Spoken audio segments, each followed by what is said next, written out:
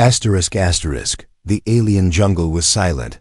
Too silent for a place full of life. Jack, the human explorer, stood still, holding his scanner in one hand and a flashlight in the other. His boots sank a little into the soft, mossy ground, and vines dangled from thick, twisted trees above. He had come here alone, searching for rare minerals, but now something felt wrong. The birds were gone, the air was heavy, and his instincts whispered danger.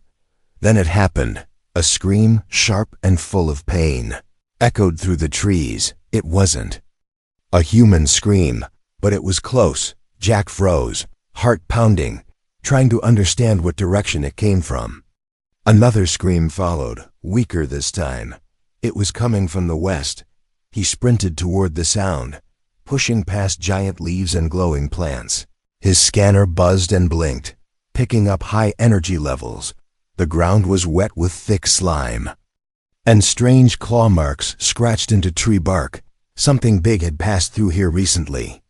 And whatever it wasn't friendly. Jack reached a clearing and stopped in shock. In the middle of the field was a giant flower-like plant, at least 20 feet wide, with a huge open mouth.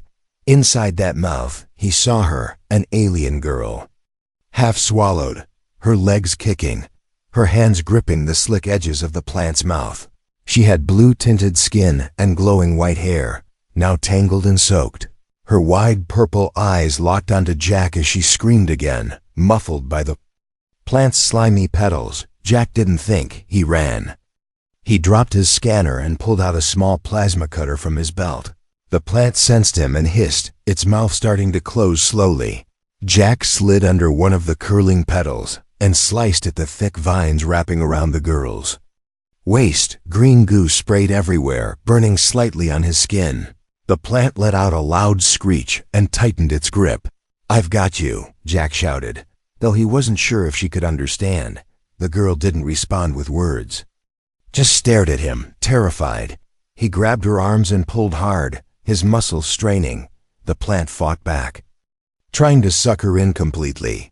One final pull, and she popped free, both of them falling back into the mud.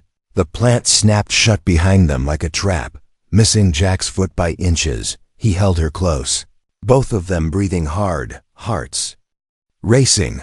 Covered in slime, she coughed and gasped for air, her body shaking. "Are you okay?" he asked gently. The girl looked at him, blinking, then nodded slowly. Jack noticed deep bruises on her arms and a tear in her silver suit. She was injured, but alive. Suddenly, the jungle came alive again. Insects buzzed, and a low rumble echoed from deep within the trees. Jack helped her stand, though she leaned on him for support. They had to move now. "What's your name?" he asked as they limped away together. She coughed again, her voice barely a whisper. "Syrah." "I'm Jack," he said. "You're safe now, Syrah. But we need to get out of here before that thing tries again." Syrah pointed toward the trees. With shaking fingers, "Others," she whispered. "My team." "Gone." Jack stopped, his blood running cold. There were more of her kind out here. And they were missing? That plant wasn't just an accident. It was hunting, and it wasn't alone. As they moved deeper into the jungle, Jack noticed more signs: broken gear, ripped fabric, and strange round holes in the ground, like something had been dragged. He kept Syrah close, his eyes scanning for movement. The jungle wasn't just dangerous, it was alive, and it wanted them. In the distance, something moved in the shadows. A vine twitched unnaturally, and a thick root slithered along the ground. Jack tightened his grip on the plasma cutter, his voice calm but firm. "Stay close, and don't stop walking." Behind them, the giant plant opened again, wide and hungry. But it wasn't chasing this time, it was waiting. Jack didn't look back. He had seen enough. He had a feeling this mission had just become something much bigger than mining. And he wasn't leaving this jungle without answers, or without Syrah. The jungle had taken enough lives already. It wasn't taking hers. Not while a human was still standing. Jack held Syrah's arm as they moved through the thick jungle, her legs still weak, her breathing shaky. The air felt heavier now. As if the jungle itself knew they had escaped its trap, strange vines shifted above them like snakes, brushing silently across tree limbs. The sky above was a hazy green with light coming through leaves that looked like stained glass. Jack's boots squelched in the wet ground, while Sira limped beside him, leaning on his shoulder. He wanted to stop, let her rest, but something deep inside told him not to. They weren't safe, not yet. He glanced down at her, her glowing hair now stuck to her face with sweat and slime. She was still in shock, her eyes darting left and right like prey, expecting to be chased. Jack remembered the way she had screamed, the terror in her voice, the way that thing had tried to swallow her whole. He'd seen dangerous plants before, even deadly creatures, but nothing like that flower. It had moved with purpose, with intelligence, like it had been waiting for her, or for anyone. Jack slowed as he spotted a fallen tree and motioned for her to sit. She nodded and dropped down. Wincing as her back touched the rough bark, he handed her a small water pod from his belt, and she drank greedily, her lips trembling. "Can you tell me what happened?" he asked quietly, his eyes scanning the trees around them. She wiped her mouth and took a shaky breath. "We were scouting," she said. "3 of us, part of the Oran survey team." Her voice was soft, musical, and touched with pain. "We landed 2 days ago." The jungle looked peaceful at first, but then it changed. Jack leaned in, listening closely. She continued. "One by one, they disappeared. First Arael, then Mika, just gone. No sound, no warning, like the forest swallowed them." She paused, her hands clenching the edge of the log. "Then something followed me. I ran, but it caught me, dragged me into that thing." Her voice broke, and she looked away, ashamed. Jack placed a hand on her shoulder. "Steady and calm. You're alive, Sira, and that matters," he said. "Now we find out what did this and stop it." Sira looked at him with surprise. "Why?" she asked. "Why would you help me?" "This isn't your planet." Jack gave a half smile, eyes focused on the jungle ahead. "Because I'm human," he said. "We don't leave people behind, even if they're not like us." Suddenly, a sharp clicking noise echoed from behind the trees. Jack was on his feet instantly, his plasma cutter ready. Sira stood too, her strength returning as adrenaline kicked in. From the shadows, a strange creature crept forward, no larger than a cat, but with translucent skin and glowing veins. It sniffed the air, then chirped once before darting away. Sira grabbed Jack's arm, her eyes wide. "That's a scout vine bug," she whispered. "They search for prey, then lead bigger things to it." Jack cursed under his breath and looked around. The forest had gone silent again, the same silence he heard before she screamed. He grabbed her hand and began to run. "Come on, we have to move now." They raced through the jungle, ducking under twisted branches and hopping over roots that seemed to move when touched. Behind them, the trees began to rustle, no wind, just movement, creeping, slithering, watching. Jack spotted a ridge up ahead, glowing with blue moss, and dragged Sira toward it. They reached the top and dropped down into a narrow ravine, hidden from view. Both of them breathed hard, their backs against the stone walls. Sira pointed to the far end of the ravine. "There's a passage under the roots," she said. "We saw it on the scan maps. A tunnel system under the jungle floor." Jack nodded, wiping sweat from his brow. "A tunnel might be safer than the surface." He said, "Let's go." They crawled through the tight space between roots, down into the earth. The deeper they went, the colder it became, the sounds of the surface fading. Soon they entered a small chamber, glowing with strange green light. The walls pulsed gently, as if alive, and the floor was covered in soft fungus. Sira stepped carefully, eyes scanning the walls. "There's something here," she whispered. "Not just plants, something older." Jack knelt and brushed dirt off a metal plate embedded in the floor. Symbols glowed faintly across its surface. Not in alien language, but in English. He stared in disbelief, his voice quiet. "This ... This is human tech." Sira turned sharply, her breath catching. "But this world was never colonized," she said. There's no record of humans coming here." Jack looked around the strange chamber, his heart pounding.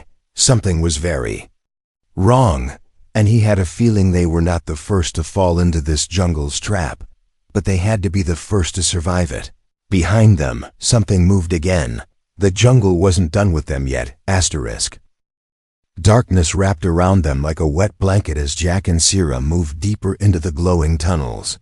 The walls no longer looked like rock or root. They pulsed slowly, like they were part of something alive. The faint green light came from patches of moss or fungus, but even that began to fade behind them. Jack tapped his chest light, and a soft white beam lit their way forward. It wasn't much, but it was enough to see what lay ahead. The tunnel curved downward, tight in places, and filled with strange smells: earth, rot, and something sweet. Jack's boots squelched in mud, and Sierra held onto the wall to stay balanced. They hadn't spoken in 10 minutes, but both could feel it. Something was watching them, not from behind, but from below. At last, the tunnel opened into a large underground chamber, and both of them stopped in shock. In the middle of the room stood a giant pod, like a seed wrapped in thick vines. Hanging from the ceiling by glowing tendrils, it beat like a heart, slow and steady. Thump, thump. The ground around it was covered in bone-scattered remains of creatures from many worlds, some still wearing broken armor. Jack stepped forward slowly, shining his light over a cracked helmet. It had the United Earth Federation logo on it. He knelt beside it and picked it up, dust falling from the edges. This wasn't ancient, maybe a few years old, so humans had been here before, but no one ever reported it. "Do you see that?" Sierra said quietly, pointing to the wall. There were symbols etched into the stone, not her language and not his either, but somehow Jack understood them, like they were being whispered into his mind. He narrowed his eyes, reading slowly. "The jungle remembers all." Sierra moved to his side, her hand trembling as she reached for one of the hanging vines. But as soon as her fingers brushed it, the pod pulsed violently, and a wave of warm air blew across the chamber. A low hum started, like a distant voice trying to form words. Jack grabbed her arm and pulled her back. The pod began to open, the vines slowly peeling back to reveal a figure inside. It was a man, or what used to be one, floating in thick green fluid. Wires sunk deep into his skin. His eyes opened, glowing with an unnatural light, and locked on Jack. "Leave," the voice said, not with sound, but inside Jack's head. It was loud, cold, and ancient. Sierra gasped and stumbled backward, pressing her hands to her ears, though there was no real sound. Jack held his ground, staring at the floating man. "What are you?" he asked aloud, his voice echoing off the chamber walls. The glowing man tilted his head slightly. His mouth didn't move, but the voice returned. "The forest took me, shaped me, used me. Now it wants you." Jack's stomach turned, and he stepped back, pulling Sierra with him. The vines around the chamber began to twitch and rise, reaching for them.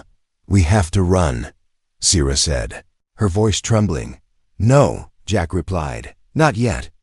He raised his plasma cutter and fired a blast at the pod. It hit the outer shell, burning a deep gash into it, and the man inside screamed without sound. The vines lashed out, slamming into the walls and sending rocks crashing down from above. One nearly hit Sierra, but Jack pushed her out of the way in time. "We can't win here," she said, her eyes filled with panic. "It's part of the hive, part of the whole jungle." Jack nodded, understanding now. This place wasn't just alive, it was one living mind, and every root, every vine, every pod was just another nerve of the same thing. The forest had absorbed people, memories, thoughts, turning them into tools, into warnings, into traps. They ran, ducking back into the tunnel as the vines lashed behind them. The ground shook, and the walls seemed to breathe in and out. As they reached the surface again, gasping for clean air, Jack looked back one last time. Something down there had spoken to him, and not just through words, it had shown him images.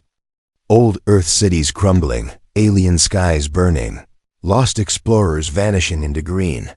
It knew humans, maybe better than they knew themselves. Sierra collapsed to the ground beside him, her chest rising and falling fast. Jack sat down beside her, eyes still locked on the tunnel entrance. What did it want from us? She asked, voice barely a whisper.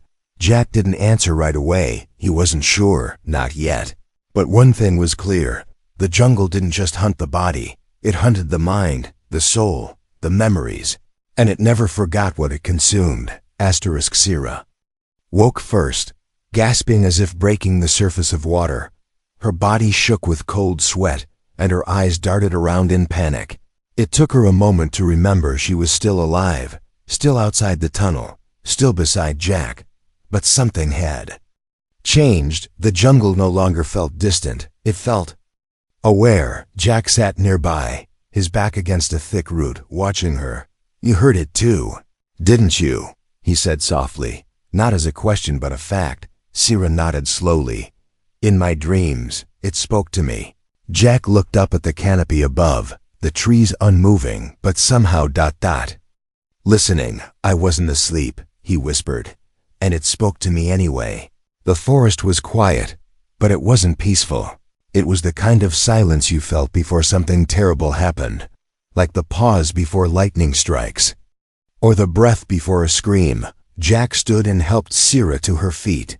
We can't stay here, he said. It knows where we are. They moved carefully, not running this time, but watching every shadow. Even the trees looked different now, twisted in a way they hadn't noticed before. Vines stretched like muscles under green skin, and bark pulsed like veins. This wasn't just a jungle, it was a body, and they were walking through its flesh. As they moved deeper, a strange white dust began to fall from the trees above. Spores floating silently like snow. Jack reached for his filter mask, but it was already too late.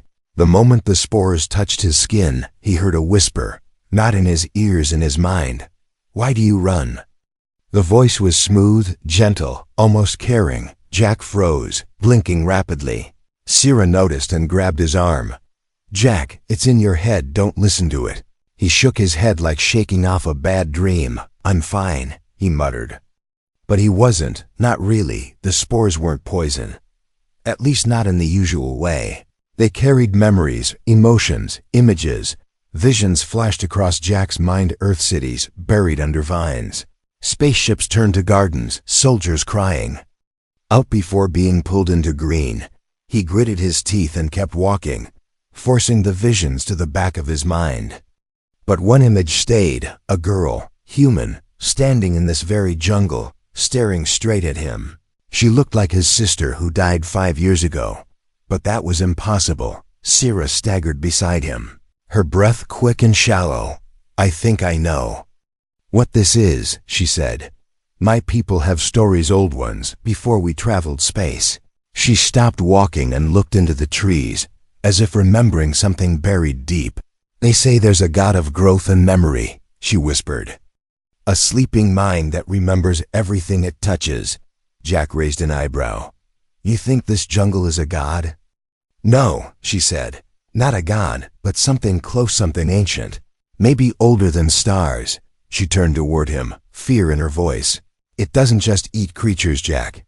It learns from them, copies them, becomes them. Jack shivered because he already knew she was right. He had seen it in the floating man beneath the roots, and now he felt it in his own mind. The jungle was studying him, reaching into his thoughts, and changing, suddenly.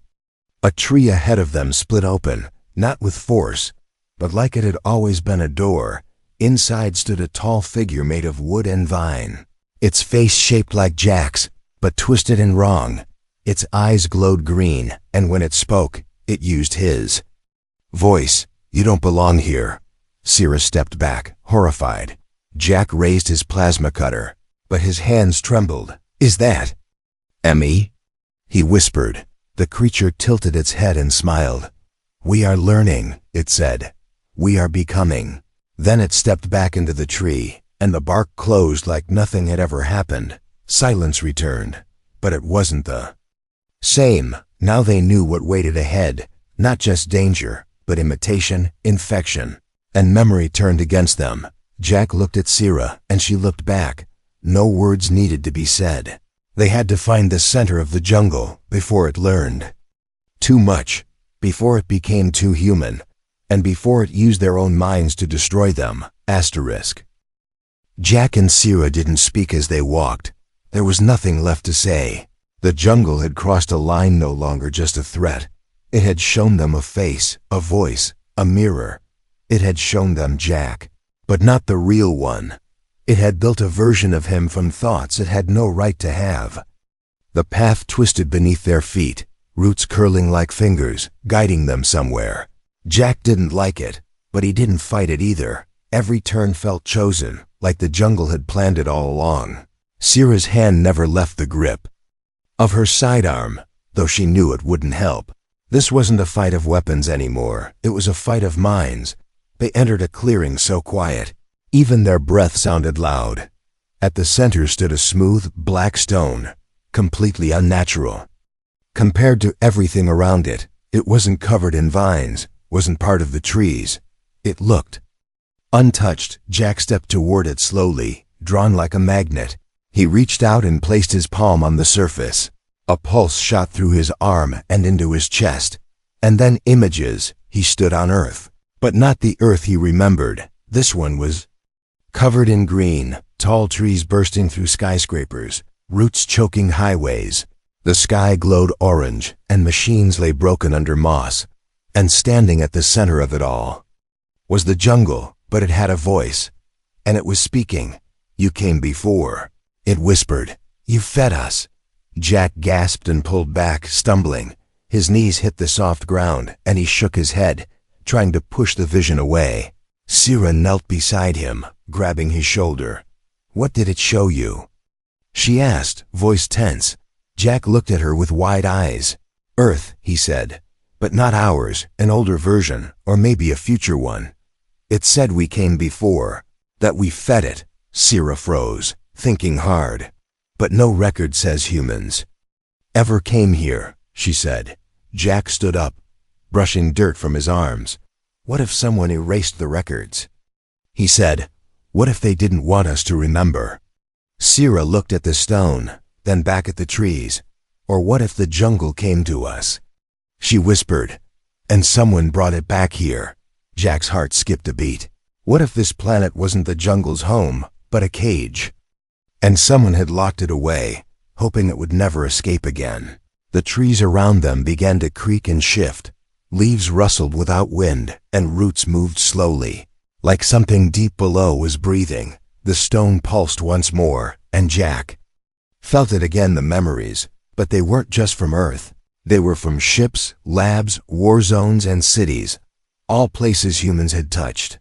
All places the jungle had seen through the eyes of what it had consumed. It didn't just remember, it understood, and now it wanted to be more. Sierra stepped away from the stone, shaking her head. "This place is too dangerous," she said.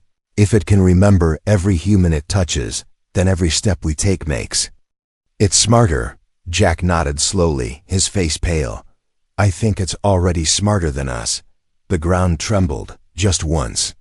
Like something huge had shifted far below. Suddenly, a dozen large blossoms opened around the edge of the clearing, each revealing a figure inside, some alien, some human, all half absorbed, all watching silently, eyes glowing green, skin soft and wet, their bodies barely holding shape. They weren't alive, not really, they were copies. Jack raised his cutter again, his hands shaking. "This is what it does," he said. "It doesn't kill to eat, it kills to become." Sierra pulled him back. "Don't fight them, we can't fight memories." They turned and ran, the jungle letting them go for now. But Jack knew they hadn't escaped. The jungle was testing them, showing its power little by little. It had already pulled the past from Jack's mind. If they stayed too long, it would take more, and soon. It wouldn't need to ask who they were, it would simply decide. Jack stopped at the edge of a fallen log, turning to face Sierra. "We need to destroy it," he said. "All of it." She stared at him, shocked. "Destroy a living planet?" she asked. "That's not possible." He looked back toward the pulsing trees, voice cold. "It is as if someone left us the tools. Asterisk. The deeper they went, the warmer it got. But this heat wasn't natural. It was like the jungle's blood had started to boil, and now it was waking up completely." Jack wiped sweat from his forehead, his hands shaking slightly. Sierra followed close behind, her boots crunching over cracked stone and roots that pulsed with a slow heartbeat. The forest wasn't chasing them, not anymore. It was leading them, and that was worse. Their path opened into a wide underground dome. Far beneath the roots, glowing vines covered the ceiling like stars, and in the center of the chamber was something unexpected: metal. Real, rusted, human-made metal. A machine, half buried in dirt and moss, humming softly with blue light still alive inside it. It was shaped like a pod, with two handles on either side and faded yellow warning symbols along the top. Jack stepped closer, brushing away the dust with shaking fingers. He read the words out loud, almost in a whisper. "Genesis Class Containment Override Device." His breath caught in his throat. This was it, a human failsafe. Sierra stared at the device, her voice trembling. "That's a weapon," she said. "An old one." Jack nodded slowly, his thoughts racing. He remembered training videos from years ago. These devices weren't meant to be used casually. They were designed for one purpose: to sterilize a biosphere, to burn a planet clean. Sierra stepped back, horrified. "You're not seriously thinking about using it?" she said. Jack looked up at her, pain in his eyes. "If we don't, this jungle will keep spreading," he said. "It already remembers Earth, Sierra. How long before it reaches Earth again?" The machine clicked softly as he pulled open the control panel. Its interface still worked, powered by an old, humming fusion core. A map appeared, showing the forest's root system like veins stretching across the planet. Jack saw something else: two small pulses of light spreading outward.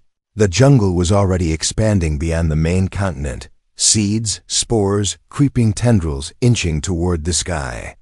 "We don't have time," he said. "This is growing faster than we thought." Sierra grabbed his wrist, stopping him. "There has to be another way," she said. "We're not killers." Jack looked at her, silent for a long moment. Then he pointed at the floating bodies they saw earlier, the faces twisted in silence. "They were alive once," he said. "Now they're copies. If we don't act, that's what we'll be too." Suddenly the floor beneath them trembled, and the vines above the dome pulled back to reveal something massive. A giant eye, the size of a shuttle, blinking down from the ceiling. It wasn't a real eye, not in the way animals had them. It was formed of leaves, spores, and bioluminescence, but it moved like it was seeing them, judging them. A voice filled the chamber, but it came from inside their minds, cold and ancient. "We offered peace," it said. "You bring flame." Jack stood tall, facing the eye. "You feed on memories," he said. "You were the faces of the dead. You call that peace?" The vines around the dome began to close, tightening like a fist. Sierra stepped beside Jack, her voice shaking but clear. "If we do this, everything here dies," she said.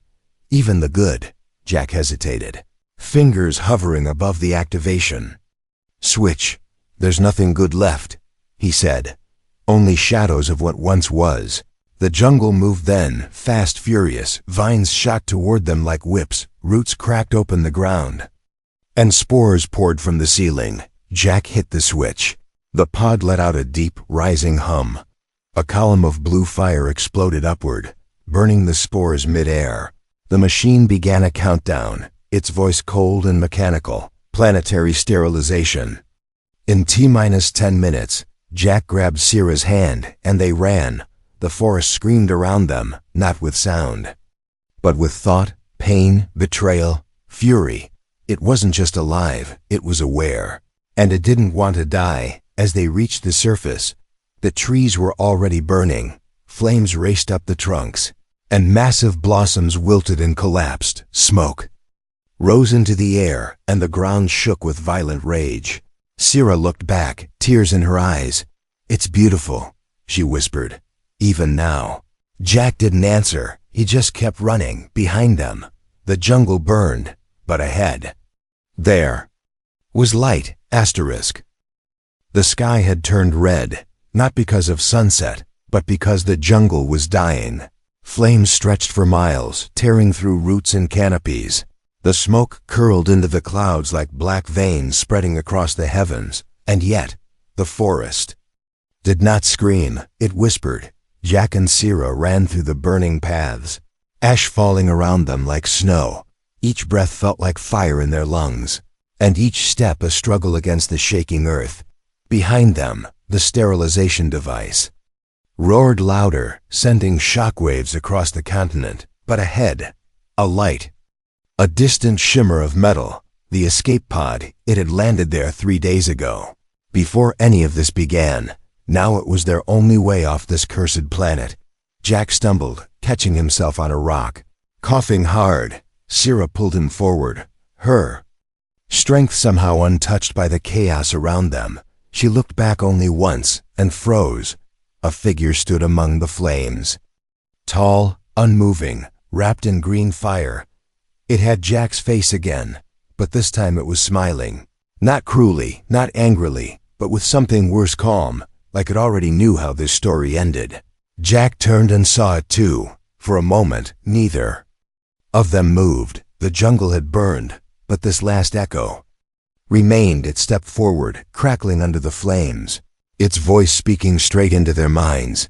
You destroy what you fear, it said, but I remain in you.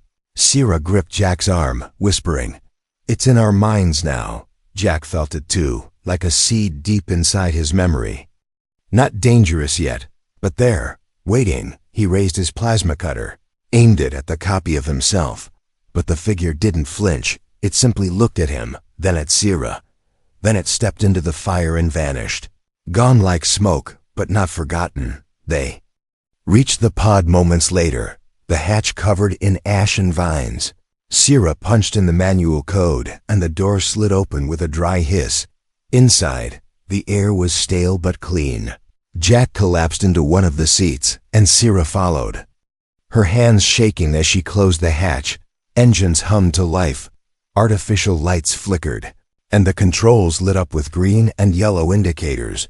They were still functional, barely. As the pod lifted into the sky, the planet below cracked open like a wound. The jungle writhed one last time, then stilled. Smoke followed them into the upper atmosphere, but it could not reach. Not anymore. Sierra leaned back in her seat, eyes closed, but Jack stayed awake, watching the world shrink beneath them. He should have felt relief, but he didn't. Because in the silence of the pod, a thought drifted across his mind, and it wasn't his own. We will grow again, it whispered, soft as breath. Jack looked at Sierra, but she was asleep. Had she heard it too? Or had it chosen only him? As the stars came into view, and their course set toward the nearest station, Jack stared into the void. He thought of Earth, of cities, forests, oceans, places full of life and memory, and he wondered if the jungle remembered everything it touched. And if it had touched him, then maybe it wasn't left behind. Maybe it had simply moved. The escape was over, but the war had only just begun. Asterisk.